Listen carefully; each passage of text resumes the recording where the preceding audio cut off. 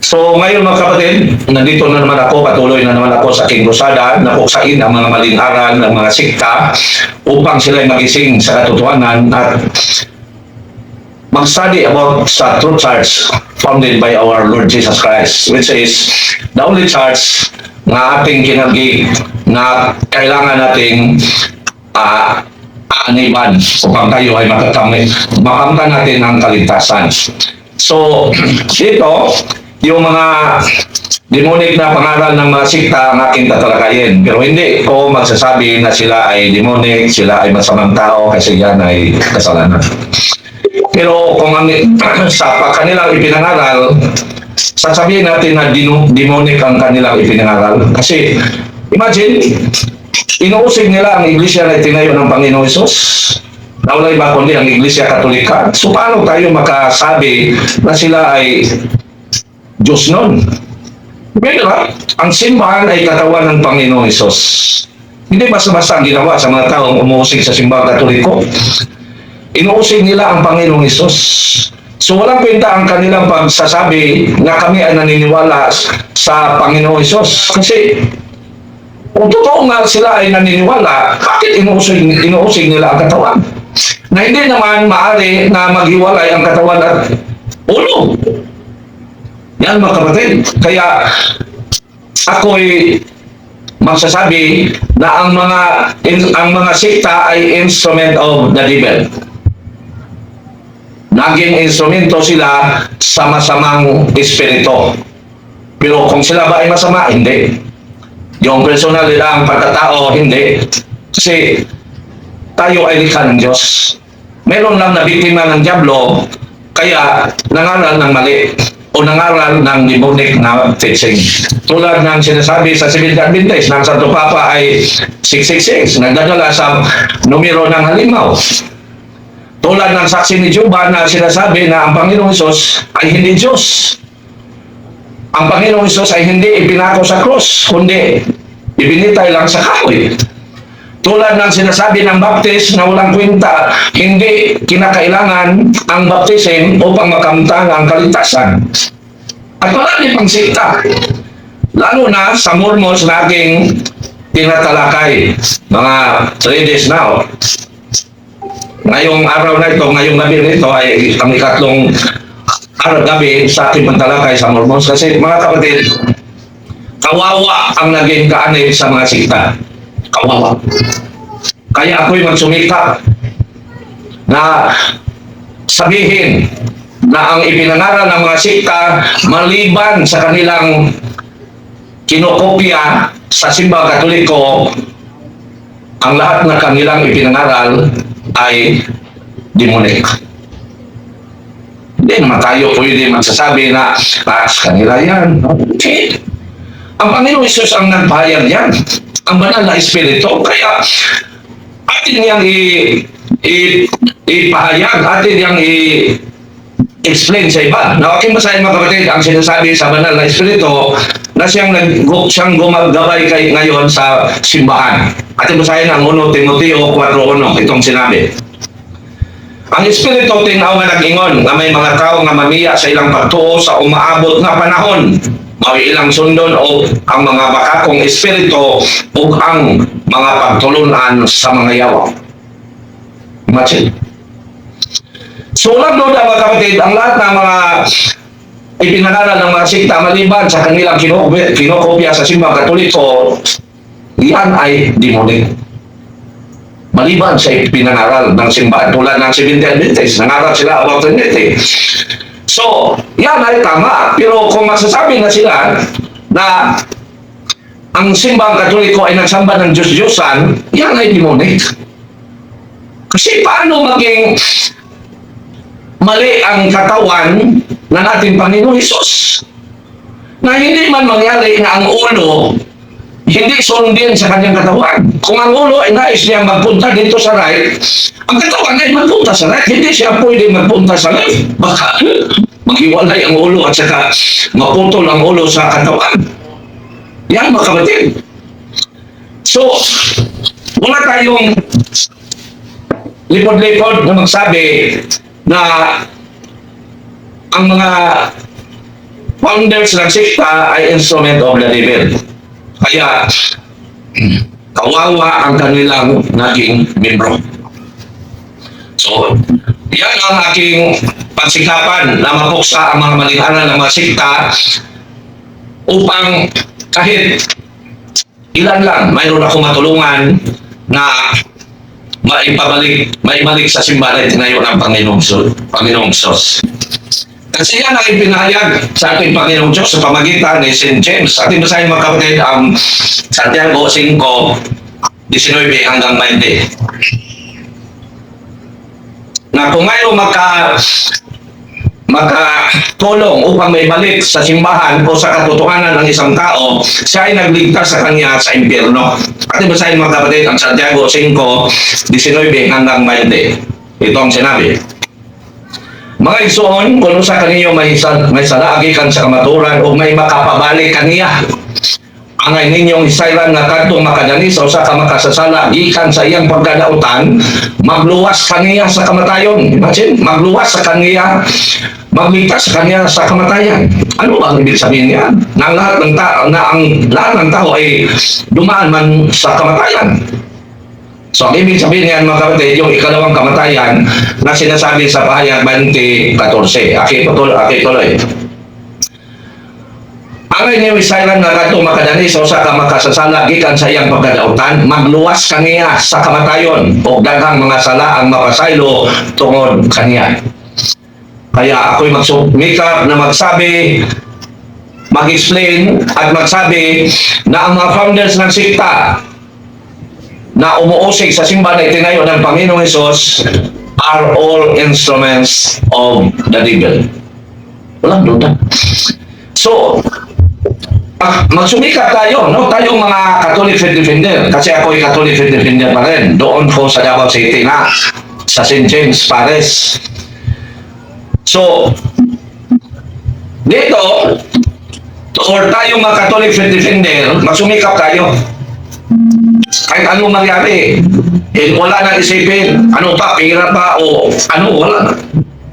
Ang ating isipin na matutuwa sa atin ang Panginoong Diyos na nagsumikap tayo na maipabalik natin sa katotohanan ang mga kapatid nating nalihis sa katotohanan dahil sa mga huwad na mga ngaral.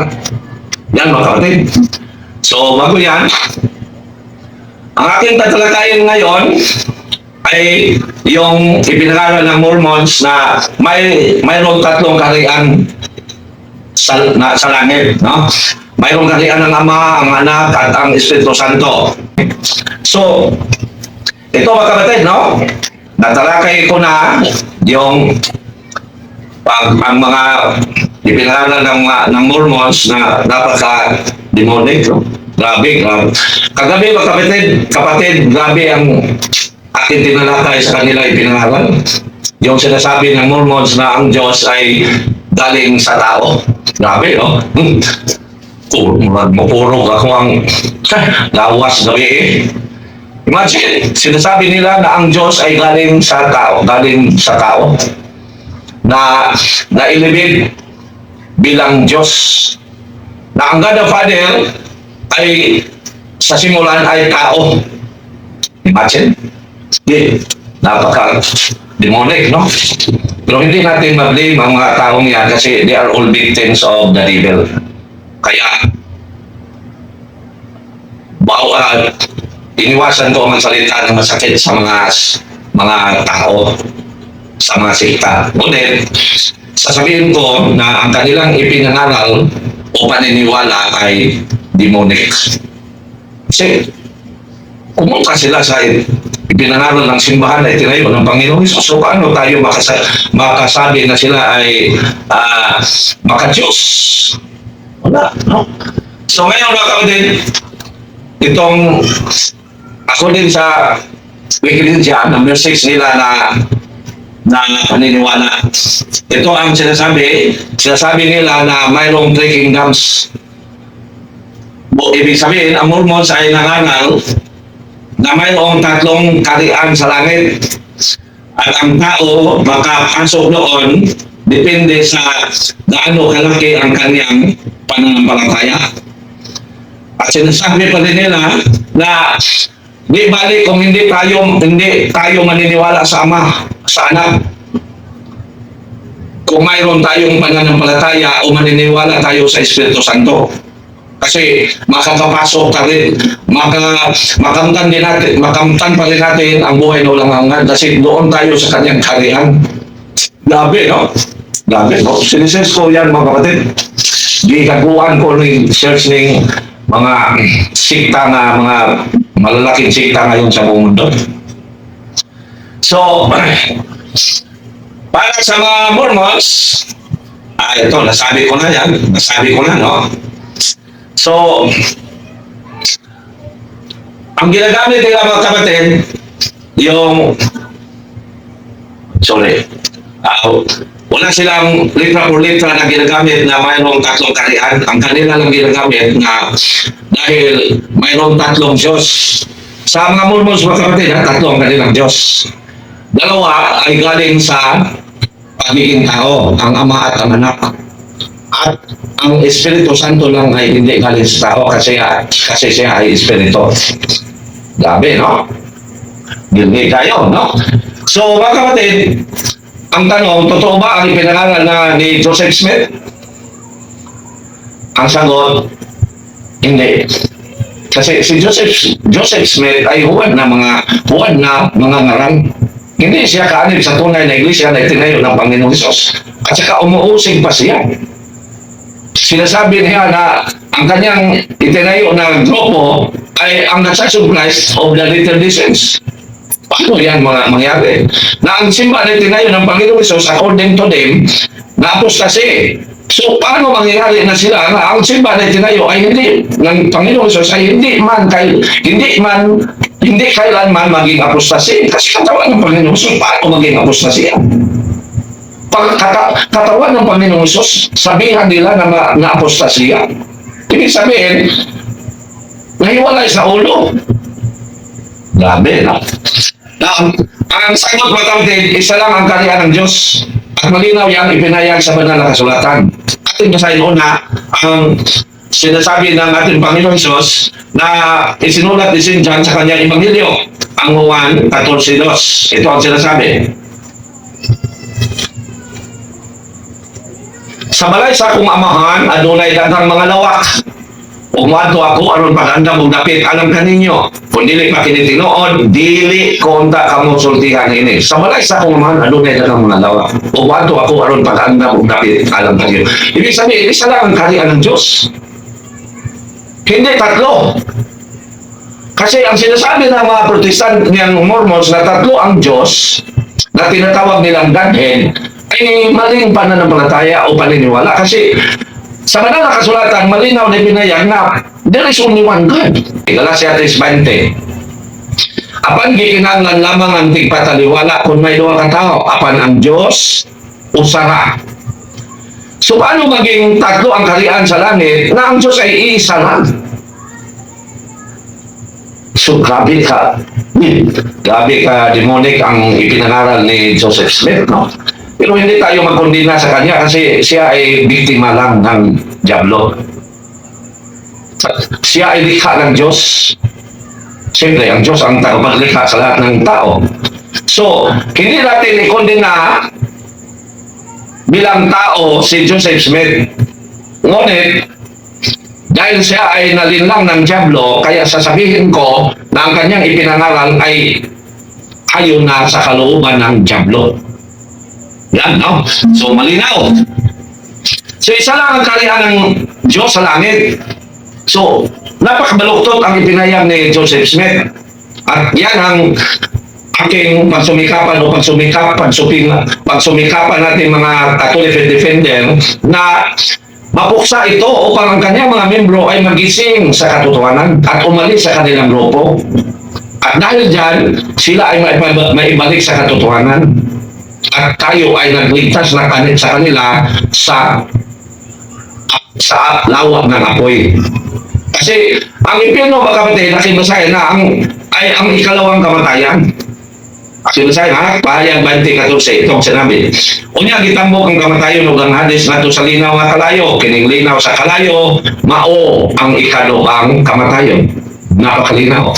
Kaya sinasabi ni St. James sa kanyang isinulat sa 14 at sa 15 versikulo 19 hanggang 20 na kung tayo ay kung maibalik natin sa katotohanan ang isang tao, tayo ay nagligtas sa kanya sa kamatayan. Ibig sabihin, tayo ay nagligtas sa kanya sa pagiging malaglag sa impyerno. So, ipangaral natin ang katotohanan, no? Sabihin natin na si Joseph Smith ay nangaral sa aral ng evil o ang kanya ipinangaral ay demonic. Pero wala tayong karapatan na magkondina sa kanya kasi tao rin tayo, makasala din tayo. Kaya ako mga kapatid, palagi akong nagdasal upang ako ay gabayan sa Panginoong Diyos, tulungan sa Mahal na Birhen Maria at sa lahat ng mga santo na hindi ako magkasala sa pamagitan ng pagkondina ng bawat tao. Kasi tao rin tayo, tao rin ako. Kung ako ang nasa kanilang sitwasyon, kawawa ko. Kaya, huwag tayong magkondina. No, huwag tayong magbugal-bugal.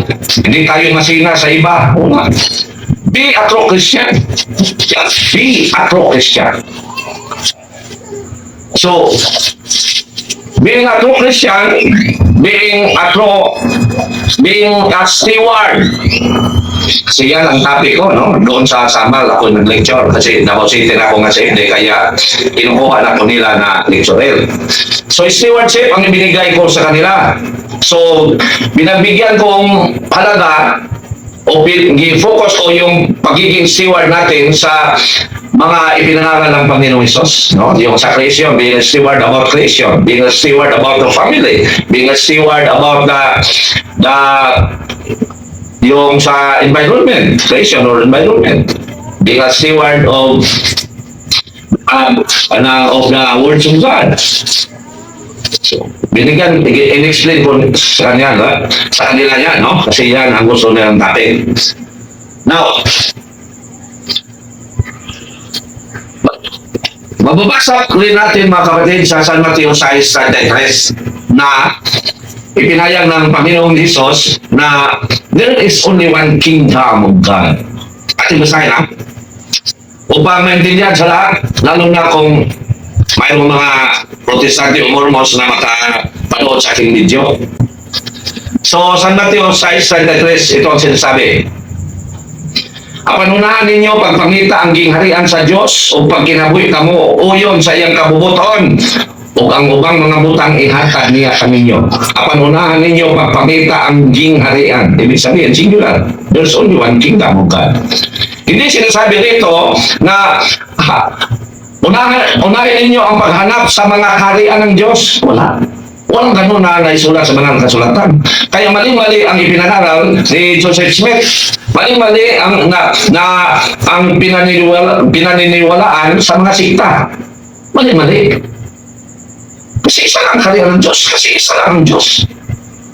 Pero dahil ang Mormons ay nangaral na may tatlong Diyos, kaya i-justify nila na mayroon din tatlong kaharian. Pero napakalimunik ang ilang kanila ipinangaral. Bakit?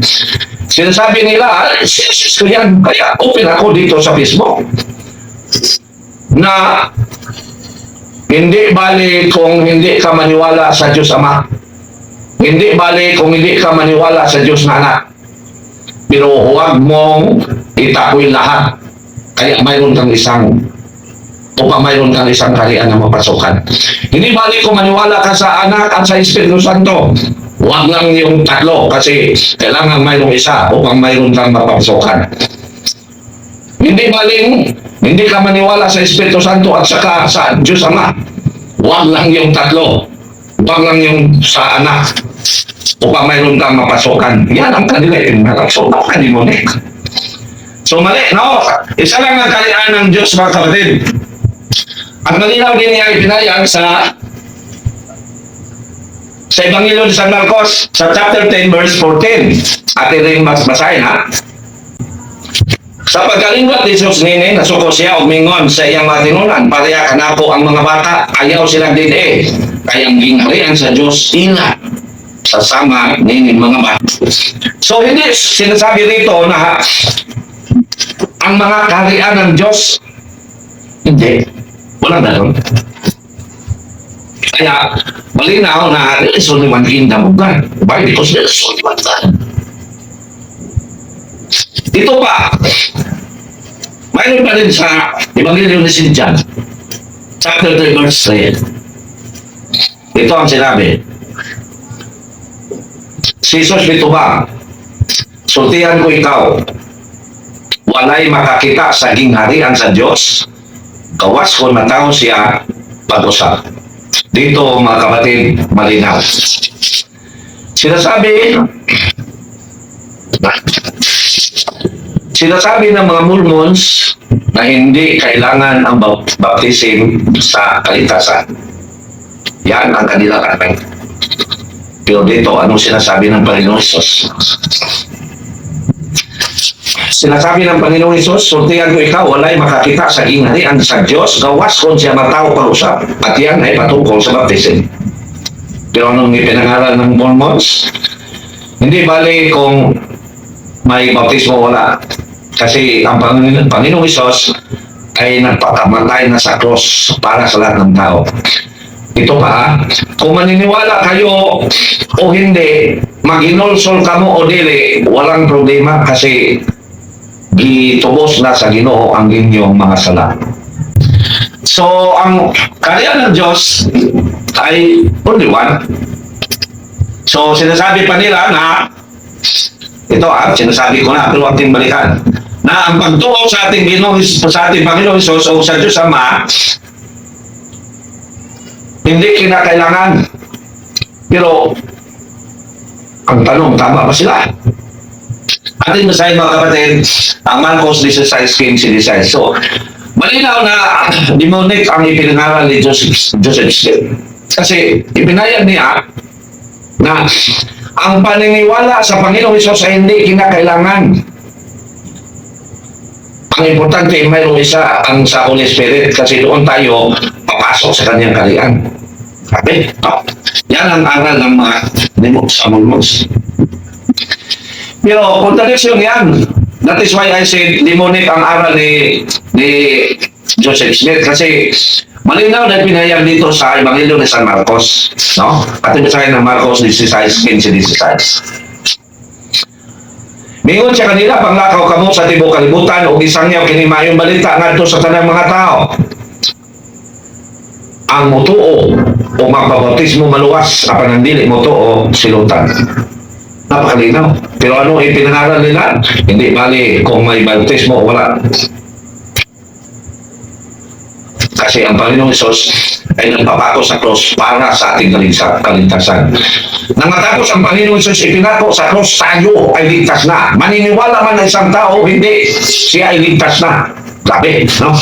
Sabi, napaka-demonic. Kaya, so ibig sabihin nila na ito sinasabi ng Panginoong Hesus sa San Marcos, sa Ebanghelyo ni San Marcos, 15-16 ay mali para sa kanila. At sino? Dami, no? Dami mga kapatid. So, okay. So, yan ang patungkol sa kanilang three kingdoms, no? Kaya mga kapatid, tayo mga Catholic faith defender, hindi lang tayo mag-aral sa ating pananampalataya, mag-aral din tayo sa kanila upang ating baliktarin ang sitwasyon sa panahon na tayo ay makipag-dialogue sa kanila. Na ating ipinayag na ang Catholic Church is the only true church founded by Lord Jesus Christ. Ngunit hindi sila maniniwala, so baliktarin natin. Sasabihin natin. Ngayon, sa mga sinasabi, ipinayag ko sa inyo, hindi ka maniniwala. Ibig mo bang sabihin na ang sikta na nagbautismo sa inyo ay ang itinayo ng Panginoong Hesus? Diyan, labad ng ulo sa sikta. At lalo na kung sasabihin natin ang ating itanong sa kanila ang kanilang ipinangaral. Tulad ng sa Mormons, sa aking tinalakay ngayon. Saan sa Bible na mayroong tatlong kaharian sa ang Diyos? O saan sa Bible na mayroong tatlong Diyos? Wala. Pero kung wala tayong alam sa kanilang ipinangaral, sagot lang ng sagot tayo sa kanilang pag-uusig sa simbahan, parang hindi masyado sila, parang hindi tayo nakapangaral sa kanila. We always remember, mga kapatid, na tayo mga Catholic defender, tuwing tayo ay makipagdayong sa kanila, tayo ay nangaral na sa kanila. That's the time na nangaral tayo sa kanila. Kaya kailangan natin silang tanong sa kanilang mga pananampalataya. So yan, mga kapatid, ang ipinangaral ng Mormons na kung alam natin,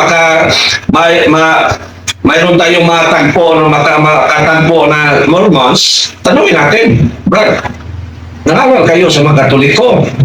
So ang tanong ko, upang ako ay makaintindi sa inyo, saan sa Bible na tatlo ang kaharian ng Diyos? Or saan sa Bible na mayroong tatlong Diyos? Kasi mayroong tatlong Diyos ang ipinangaral ng mga Mormons. At saka, ang ipinangaral pa nila, mga kapatid, lahat ng Mormons, tuwing sila ay mamatay, sila ay magiging Diyos. Yan ang kanilang aral. Isang Mormons, no, na kasama ko sa trabaho, tinanong ko siya sa tanong na yan. Ang sagot niya yun, mamatay mailibit may binggan. Laliman mo anak, basta-basta na. Labi, no? Pagkanilnig. So, kailangan masumikap tayo, buksain natin yan upang mailigtas natin ang kanilang mga membro. Lalo na yung mga kapatid nating mga Katoliko na naging biktima sa kanilang grupo or naakit sa kanilang grupo. So ito pa, no? Ito pa ang kanila pinag-aral, sin and atonement. Pero nabitas ko na, pero tatalakay natin, no? Mag-focus tayo. So, ang Mormons, mga kapatid, ay nangaral na ang masinupako ni Adan, usa ka dungganon nga buhat nga naghimo sa tao nga may kamatayon. Ibig sabihin, laliman mo anak, na ang ginawa ni Adan na pag-suway sa Diyos ay halangdon. Ano ba yung Tagalog sa halangdon? Halangdon. Laliman mo. Halangdon. Gisupak sa Diyos, halangdon. Kasi ang kanila ipinangaral, kung siya lang ay hindi pa sumuway sa Diyos, ang tao ay wala sa steps na siya ay magiging Diyos. So, tingnan niyo ang kabaluktutan sa ipinangaral nila. Si Adan ay sumuway ng Diyos. Sumuway sa Diyos. Pero ang kanilang aral, ang Diyos ay mula sa tao na naging Diyos, na ilibit bilang Diyos. So, napakabaluktot. Napakabaluktot. Gabi niligan. Pakibalikan na. Ang ipinangaral ng Mormons, ang Diyos Ama ay tao sa simulan at nailibit being God. Ibig sabihin, una pa ang tao kaysa Diyos. Pero dito, ano ipinangaral nila? Ang pagsuway ni Adan sa Diyos. Ibig sabihin, una ang Diyos ka ni Adan. Grabe, no? Pagkangilmi kayo sa ilang itudlo, no? Pagkangilmi. Pagka-ngilad, no? Pagka-ngilad kayo sa ilang pagtulunan. Kasi, di mo ulit. So, yan ang kanilang ibig sabihin sa sin and atonement.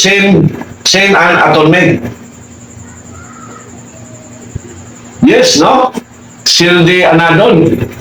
Bola bro, ilang pagtulunan bro, ako gises mga ginagawa na. No? Gi-review pag ginagawa ko, search para maklaro. Baka nakamali ko. Kasi mayroon akong aklat na ginawa dyan bro. Mayroon akong isinulat na aklat na ang laman ay 37 major sects in the world. Ibig sabihin yung mga malalaking sikta. Aking itinranslate ng Cebuano. Sino ang nagtayo, kailan itayo, at saan itinayo. Ano ang ipinangaral, paano natin sasagutin, at paano natin sila tatanungin. Meron akong dyan. Okay. Ito ba, no?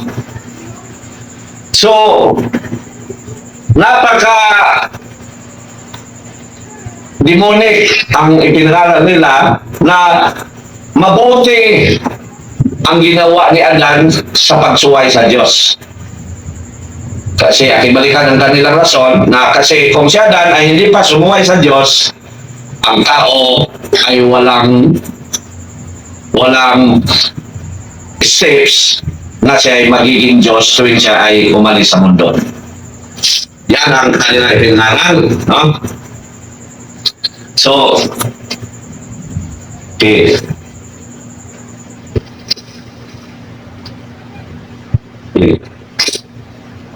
Ang pagsuway ni Adan sa Diyos, mga kapatid, ay hindi alangdon, hindi mabuti.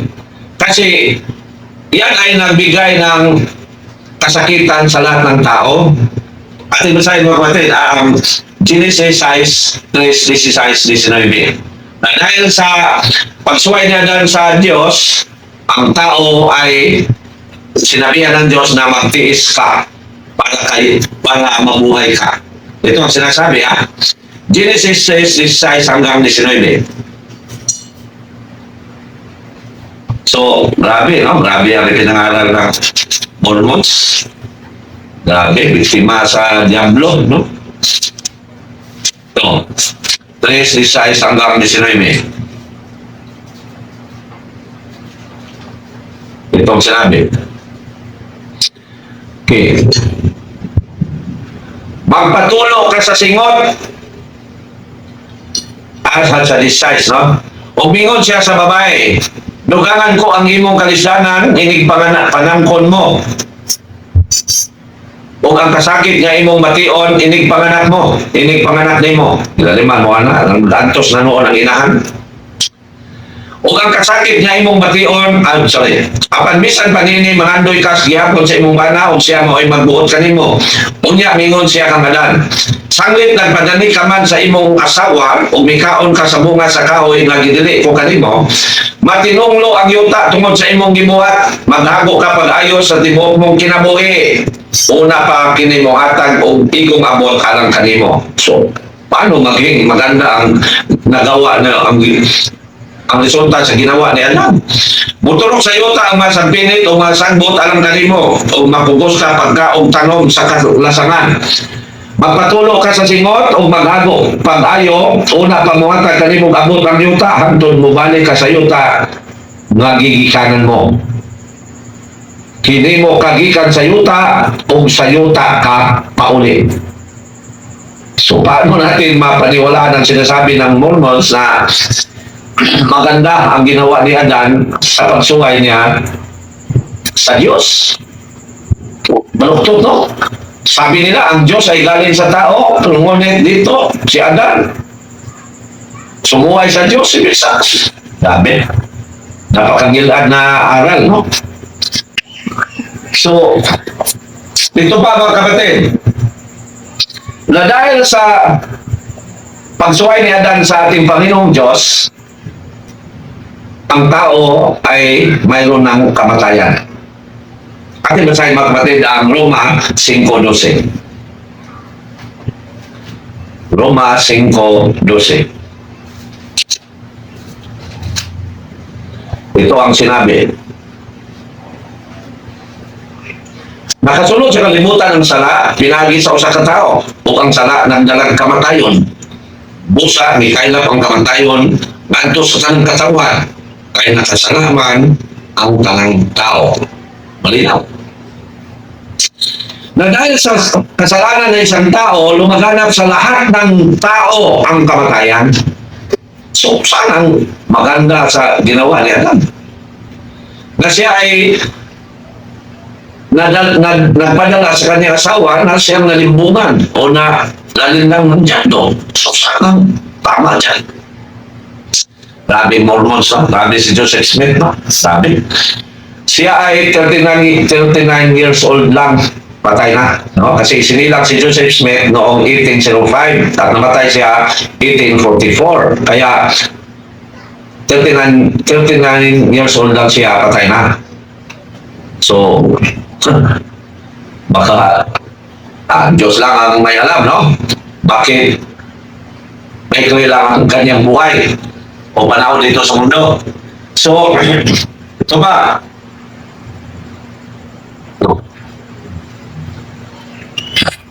Ito aking i-review na dahil sa sala ni Adan, ang lahat ng tao ay maaari ng maging Diyos. Grabe. Hindi ka. Pero paano yan mangyari? Na ang Diyos ay hindi tao. At ang tao ay hindi maging Diyos kailanman. Yan ang ating basahin. O ating basahin ang Números 23:19. Ito rin ang ginagamit sa Iglesia ni Felix Manalo na batayan na ang Panginoong Hesus ay hindi Diyos.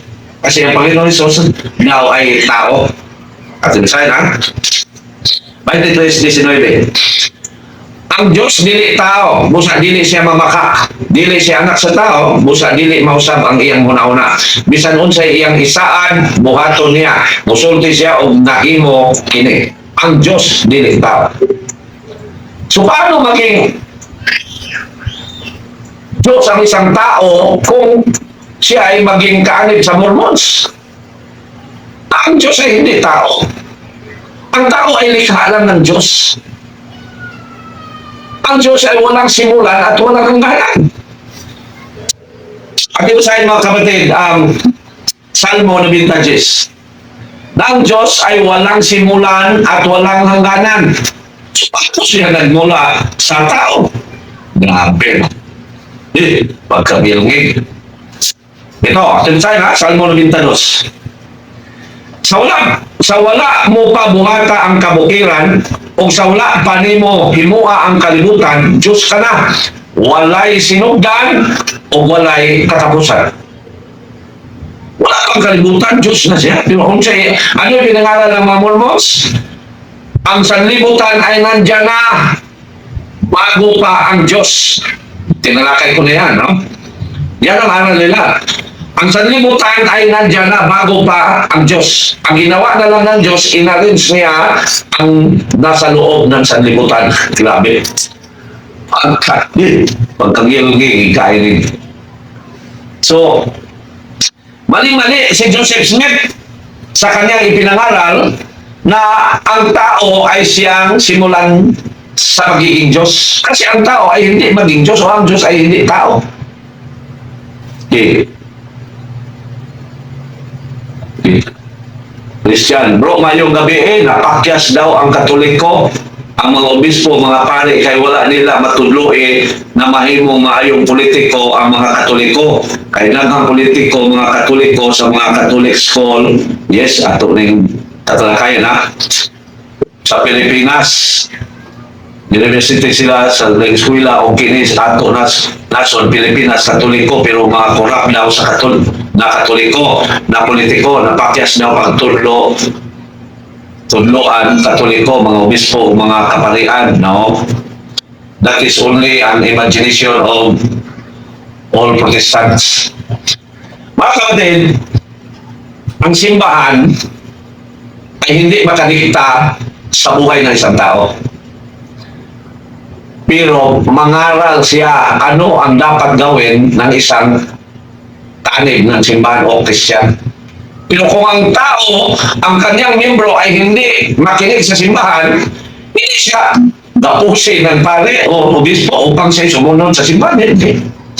Kasi mayroon tayong free will. So kung maraming Katoliko na nasa politika na maging korap, mas maraming mga Katoliko na hindi korap na nandyan sa politika. Yan ang isipin nila. Lahat ng nasa politika ay Katoliko. Bilangin natin kung sino ang mga korap dyan. Ikumpara sa mga hindi korap. Isa. Ang hindi Katoliko sa Senado, parang dalawa lang. Hindi ko lang pangalanan ha. Yung membro sa Iglesia ni Cristo at saka yung membro sa Bonagin. Kung sino yan, hindi ko biglasin dito. Senador yan, dalawa. Bonagin ang isa, member sa Iglesia ni Cristo, Manalo ang isa. Lahat yan ay mga Katoliko. Bakit mga Katoliko halos ang nandiyan politika? Kasi maraming Katoliko dito. Kasi ang mga protestante, kung sila ay tumakbo, walang bumoto sa kanila kasi ilan lang ang membro nila. Paano sila manalo? So ang lahat ng nanalo, mga Katoliko, kasi maraming Katoliko. Pero kung sa pagiging kurap, ilan lang ang kurap? Ikumpara sa mga politika, sa mga politiko na hindi kurap. Ang naging kurap na mga tao yung kilala o may malaking mga posisyon. Ilan ang posisyon sa gobyerno? Marami. So kung bilangin natin, marami ang hindi kurap. So hindi pwede na ating ipahid sa simbahan yan. Kasi ang simbahan palagi nanalo. Hindi man ang simbahan nagsasabi, kayo, kung manalo kayo sa politika, magkurap kayo. Hindi man. Tapos ng misa, kayo mga politiko, bumalik sa inyong opisina at magkurap kayo. Hindi man magsabi ang simbahan. Nang ganyan. So kung mayroong Katoliko na naging kurap, siya ang sawayin. Siya ang iblim, hindi ang simbahan. Tulad ni Judas, ang unang kurap sa apostoles, Israel, sa mga apostoles. Ang Panginoon Jesus ang nagturo sa kanya, kayo, isa ka sa aking apostol. Pero naging suwail. Ibig bang sabihin, ang Panginoon Jesus ay hindi nakadisiplina ni Judas. Desisyon nila yan. Si Lucifer, isang anghel. Pinuno ng mga anghel sa langit. Kaya ang pangalan niya ay Lucifer. At ano ang ibig sabihin ng Lucifer? Light bearer. Lucifer meaning light bearer. So, siya ay naging suwail sa Diyos. Inilaglag dito sa lupa. At ibasahin mo yan, ha? Now, dahil si Lucifer ay sumuway sa Diyos, ibig ba natin sabihin na ang Diyos ay nagpabaya? Grabe rin isip sa mga sikta. At sa mga Katolikong walang alam. Marami Katolikong kurap, pero mas marami ang hindi kurap. Walang bunag, walang lines, walang mga sikta na kurap kasi walang nanalo sa kanila. Paano sila manalo? Yung nanalo sa sakop sa Iglesia ni Cristo, kung wala pang nag-back up sa kanya, na marami mga Katoliko, hindi siya nanalo. Kasi ilan ang kanilang membro. Paano mag-back up nila mga Katoliko? Hindi na natin tatalakayin kung ang proseso. Kaya, maraming Katoliko na nasa politika kasi maraming Katoliko ang bumoto sa kanila. Kung mayroong saksi ni Jehovah na magtakbo bilang politiko, sino ang bumoto sa kanya? Mayroong bunagin na hindi pa nakapurma kasi nakapurma na yung isa kasi ang ama niya ay kilala. Hindi ko lang sabihin ang pangalan sa kapilito. Mayroong mga sabrista na magtakbo bilang politiko, paano sila manalo? Kaya maraming Katoliko ang nandyan sa politika kasi maraming Katoliko. So hindi natin i-blame. So nalimutan mo na itong aking basahin, ha? Nalimutan ko tuloy. So yan mga kapatid, na maraming Katoliko ay no? Yung dito sa Lucas 10:18, inilaglag dito sa lupa si Lucifer kasi siya ay sumuway sa Diyos. Ibasahin, ha? Si Jesus nito ba kanila, nakita ko si Satanas na nahulog ingog kilat gikan sa langit. No? Sino si Satanas? Siya si Lucifer. Lagi Satanas kasi sumuway sa Diyos. Inilaglag dito sa lupa. At yan ang dahilan bakit mayroong mga politikong kurap kasi ang Diablo ay siya nagtingtal sa mga Katoliko upang magkagawa ng kasalanan. Hindi, dahil walang kinalaman ng simbahan. Ang simbahan ay palaging naggabay, nagdasal para sa kanila. Tingnan niyo tayo kung magsimba tayo, di ba? Sa katilimbanong pag-ampo, buhay mo ng simbahan, iampo nato ang atong mga nasa gobyerno. Oh. Kasi ang simbahan ay nais niya na ang mga kapatid natin mga Katoliko ay hindi malinlang sa pera. Pero mayroon pala yung naging love. Kaya, naging corrupt. Atin basahin ha, ang uno, ipagdasal natin ang mga nasa gobyerno. Ito ang sinabi, Timoteo 2. Simulan natin sa uno. Busang agon ko kamo una sa tanan, nga kinahanglan nimo ang mga pag-ampo, mga pangaliyumpo, o mga pagpasalamat ngadto sa Dios alang sa tanang tao, alang sa mga hari o sa mga nagmando, sa tanang nagmando, alang sa mga hari, ibig sabihin, presidente, o sa mga nagmando aron makabaton kitag mahusay o malinaong kinabuhi. Diyos nun o subay sa ustong pagkatasan. Yan ang ginawa ng simbahan. So kung mayroong mga Katoliko na naging politiko na naging corrupt, sarili nila niyang desisyon. Walang kinalaman ang kanilang reliyon. Kasi ang mga pare hindi nag-utos kanila. Ang mga pare ay palaging nangaral na huwag tayong gumawa ng masama. Pero mayroong mga Katoliko na hindi nakinig sa mga pare, kaya naging corrupt. So, sila ang ating hindi ang simbahan. Sa pagiging korupsyon, kanilang ang desisyon, hindi dahil sa kanilang reliyon. Pero ito mga kapatid, ang simbahan, Christian religion, na nakilala bilang Catholic Church ay pag-ari ng Diyos. Ang gobyerno ay pag-aari din ng Diyos. Ngunit mayroon silang separate na focus na kanilang gawin. That is why we have the separation between church and state. At ito sa mga kapatid, ang Roma 13:1. Kinahanglan ang tanan magtaod sa mga punuan sa lungsod. Kay walay pamunuan na dili tinugutan sa Dios. Ang mga kagamanan karon tinugutan sa Dios. Busa ang musubat sa kagamanan nagsubat sa gitukod sa Dios, o ang magbuhat dinhi silutan gayon. That is about the law of the government. Pero yung mga implementor tulad ng mga nasa posisyon, mayroon silang sarili nilang buhay, magdesisyon, sumunod ba sila sa pinangaral ng simbahan na kanilang inaaniban or hindi. Dahil sa hindi nila pagsunod, maraming naging corrupt. Pero mas marami ang hindi corrupt. Ilan ang pangalan ngayon na na-involve sa corruption? Ilan lang. No? Bilangin, ilan lang. Pero yung mga tao sa paligid na hindi corrupt, na nais nila ng patas na implementation, marami.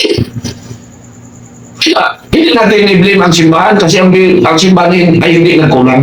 Hindi lang ipadakip sa simbahan yung mga Katoliko na naging corrupt. Hindi. Kasi free will nila yan na gumawa ng kasamaan. So yan, no? Aking basahin muna, ha? Okay. So, ano ba, no? Yung university, tinalakay pa, no? Napakyas. Wala napakyas ang simbahan. Ang Panginoon Isus ng Judas ay budhi sa kanya. Yung iba sabihin na napakyas si Lord Jesus. Ang Diyos Ama ng si Lucifer ay sumuway sa kanya. Ibig sabihin na napakyas ang Diyos. Mababaw lang ang kanilang mga mababaw lang ang mga sinasabi sa mga sikta. Pero ang ating balikan, lahat ng mga naging corrupt ay Katoliko. Halos lahat. Pero paano maging mayroong corrupt na protestante na kung sila tumakbo, hindi man sila manalo? Maghingi sila ng boto sa Katoliko. Mayroon yung napriso na founder. Malakas lang kanilang kampanya sa plaza, na-cleansing ako. Sinasabi ko sa microphone. Bakit kayo maghingi ng boto sa mga Katoliko na ang aming pananampalataya ay inuusig ninyo? Ako, Bisaya man. Ngano mga hangyo man mo boto sa Katoliko, nga inyo man nigidaot? Sige minyong daw, karon kay midagan na inyong gila nga Kristo. Mangdani na muna mo. Pagi ni Tingo isip usa. Ako mga panya sa inyong libro, ayaw mo sa Katoliko, kay inyong mingidaon. May totoo lahat. Wala na yung video sa una. Oh, wala na ninyo. Sige lang sipat itong nasinaplin sa kuhaan. Sipat niya. Dango pa na imong Kristo.